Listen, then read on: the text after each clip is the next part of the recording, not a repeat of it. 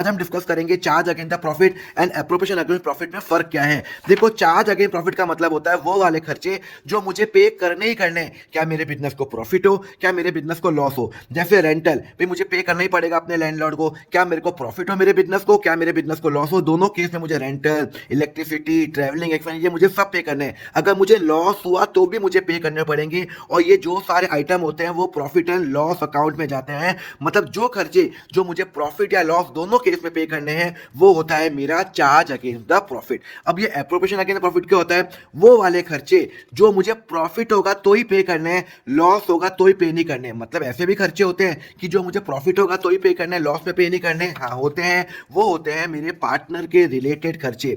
अगर मेरी फर्म को प्रॉफिट हुआ तो ही मैं पार्टनर को इंटरेस्ट दूंगा, तो ही मैं पार्टनर को सैलरी दूंगा, तो ही मैं पार्टनर को कमीशन दूंगा। पर अगर मेरी पार्टनरशिप फर्म को लॉस हो रहा है तो मैं पार्टनर्स को कोई इंटरेस्ट नहीं दूंगा, कोई सैलरी नहीं दूंगा, कोई कमीशन नहीं दूंगा। हाँ, अगर क्वेश्चन में लिखा हुआ है कि पार्टनर का जो खर्चा है वो चार्ज है तो वो मुझे देना पड़ेगा, क्या मुझे प्रॉफिट और लॉस हो। पर अगर क्वेश्चन साइलेंट है तो I will always assume profit होगा तो ही भाई साहब ये सब मिलेगा। क्लियर है? तो इन दोनों में फर्क क्या है, चार्ज अगेंस्ट प्रॉफिट ये मुझे लॉस में भी पे करना है, प्रॉफिट में भी पे करना है, और ये मुझे सिर्फ प्रॉफिट में पे करना है। ये प्रॉफिट एंड लॉस में जाएगा, और ये सारे खर्चे प्रॉफिट एंड लॉस एप्रोप्रिएशन में जाएगा, जो अपन नेक्स्ट रील में डिस्कस करेंगे।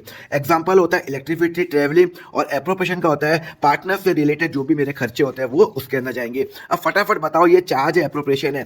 इलेक्ट्रिसिटी एक्सपेंस भैया मुझे पे करना ही पड़ेगा, प्रॉफिट और लॉस हो, चार्ज है।